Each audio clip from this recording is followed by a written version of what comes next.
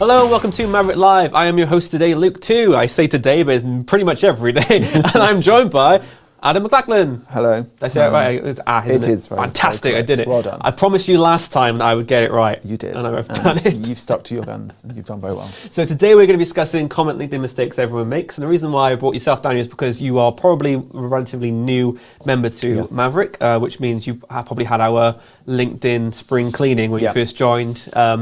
Did that go well? Who did that with you? It was Vasco to begin with. And he sort of like helped me because I actually never had a LinkedIn profile before I came here. So for me, it was a real kind of baptism of fire trying to sort of get used to this whole new platform and stuff. But yeah, it went really well. How many connections do you have now? Have you building your network? About 2,600. It's pretty good. Not too bad. I mean, especially if you've probably had a page. It's got to be under a year now. Yeah. So it'll be about probably 6 months, and then of growth, and then because what we try and do with most of our clients is we try and grow a connection. So it's mainly, what do you say about how many connections a month do you think is a good growth? Realistically, rate? you should expect to see about 400 a month. 400 a month growth rate. That's if you take it really seriously and you go through your content. And you're really pushing it daily. So if you are starting out on LinkedIn, it's probably a great part to start by looking at the common LinkedIn mistakes because 100%. Everyone who's ever had a LinkedIn account has probably made one of these mistakes. Even if it's not all of them, I've been, I'm not ashamed to say, I've had these mistakes happen myself. So we'll start off with keeping the account private. So if you're looking for any kind of growth on LinkedIn, having a private account isn't really the way of going about it. No. Because the reason why people keep an account private, I feel, is because they're very close with their connections, and it's like they're treating it like a closed off sort of private Facebook profile, which I feel like LinkedIn was never designed to be that.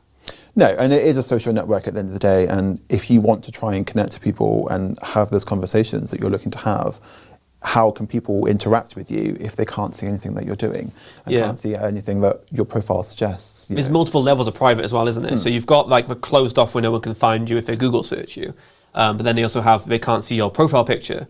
So you'll just be like a grey circle appearing in, if you comment on anyone's like page, you have a grey circle that no one can see. And a profile picture is a very good way of getting your face out there to anyone who wants to connect with you. So if you want to do some B2B business, having your face next to something is a big deal. Yeah, 100%. And it humanizes you. It lets people see who they're actually talking to and who they're connecting with, which is always really important, I think. Yeah, so there's loads of different things you can glean from someone's profile. If they've got it private, you know for a fact that they're not there to really do business. They're there to kind of have a close-knit group of friends. And if you want to do that, just go on WhatsApp, Like what's the point in having this page just close it off from the world in a sense? The next one is using hashtags incorrectly, which I've done before where I've put in like 20 on LinkedIn, but the platform only indexes 3.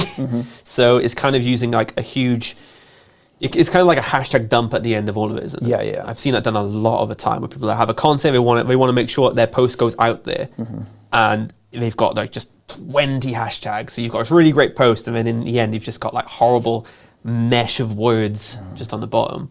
Yeah, and I have definitely been subject to that and not knowing what hashtags work for what specific content you're creating.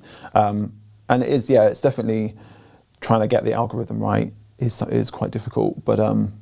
But I think when you look at the post that you're trying to create, try and think of things that will work for what you're what you're posting. Your target audience, in a sense. Yeah. So if you're doing a post that sells your IT company, you wouldn't hashtag an IT company because anyone who's looking at that hashtag are probably people who own an IT company. So you wouldn't want to sell your services to your competitors. No. It happens quite frequently, but you still need the mix between it being pertinent to the post itself, but you also need your target audience to look at it. So that's what we kind of use. Like, so if I say anything, and in most of my posts, if it's a motivational post, I'll say motivational post, and I'll put hashtag sales directors. So their directors will see this post and go, "That's a great way of motivating my team. I will use that content," and then that's how it works. So using hashtags incorrectly is probably just using so many hashtags. It's just a mess, and also using the wrong ones because I think a lot of us use the wrong ones a lot of the time. And next we've got the connecting and pitching, which is probably our favorite one, isn't it? Yeah. I mean, obviously, no one likes it when you come off too strong, and you need the chance to, especially if you're wanting to try and create a conversation with somebody, going in straight away for the kill is never going to work, because they're just going to be instantly going to think, oh, this person's just coming to push at me, and you're going to close off to them. Yeah, having a relatively new profile, how many pitches have you had over the past couple of months? I would say a good 200-300, to be honest. Just keep going on. Every time you get a new connection, someone will instantly kind of push that to you, and for me, obviously, it doesn't resonate. Probably a tenth of all your connections, I'd say. Someone's making a mistake of connecting with you, and then and maybe even a day, maybe even an hour, will pitch to you what they do. Yeah. Hey, thanks for connecting. If you ever need my services, here we go. Whereas there's no point in doing that anyway, because if you connect with them, they obviously look at your page and they can see you, so they know what your service is. Yeah. So having that introductory message can just feel like, even if it is just like a hello, it can feel a bit like a pitch, can't it? Yeah. So you kind of need to build it up. So you need to engage with their post first, show and make a comment which is kind of pertinent to what's happening in a sense, and don't just pitch. Yeah, because if I see that you are liking my posts and you're commenting on them, I see that you're actually actively engaging in my profile, and you're interested in me as a person and what I'm doing and what I'm creating. So then it's not so much of a they're just coming out here to push their services. Their own agenda, in a sense. Because I remember back when I was in a university student, and I thought to myself, I'll connect with a few business owners around the place, and they'll say, hey, if you ever need a service in making film or content or anything, let me know. Yeah. Never got anywhere, and it was kind of like, if this is your way of going about it, then count me out. And I was like, okay, this is kind of a wake up call to this doesn't work at all. No.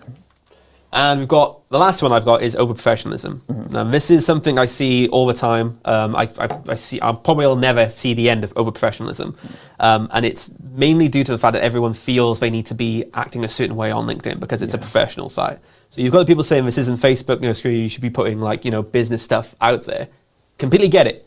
But if you are a stuffed shirt, if you are unapproachable, no one's really going to do business with you. No. A lot of the time. No, and like you say, although it is a business network, it is also a social network. So it's important to have that balance of letting somebody, creating the content and having it be about your business or your services and what you're selling, but at the same time, people also want to get to know you and you as a person and what you've been through, your history, your career, things like that. And if it's just all about, I am this person and I sell this product, people won't really engage with that. Even if you really are, the top of your field, you know all of your stuff, if you're really hard to talk to, people will kind of resent, coming to you with a problem. And if it's a problem that you can solve, you can then, offer a service or a solution or a product. That's how business kind of works. Someone comes to you with a problem and you solve that problem. Whereas if you just have yourself saying, I am the best, and no one can approach you and say, I need this problem fixed, because they're afraid of talking to you. Not even afraid, maybe they just find you really boring. Yeah. And they're like, I know I need to fix this, but I have to talk to Luke about it, and I have to talk to Luke about it, and I hate doing it. So it's my second time I saw it. But Karen. It's definitely you need to be seen as an approachable person, and if you are just a shirt that's there to push an agenda, then people aren't going to be if you're a corporate robot, people will shut down immediately. Yeah, exactly. And so you're selling you as much as you are selling your product. So people need to know that you are a person underneath all of the work that you do. And I would relate to that more than just kind of seeing someone come at me. Just hey, look, just buy my stuff, and then it's just a complete robot you've shut down. I'm a perfect businessman. So buy from me. These are kind of the these aren't the tool. This isn't creating profiles sort of problems that made. These are problems that people are consistently making.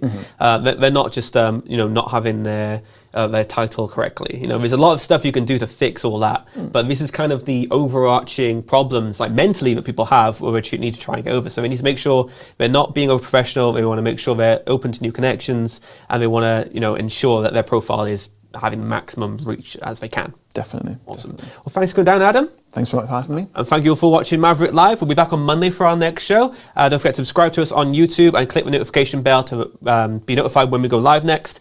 And we will see you next time.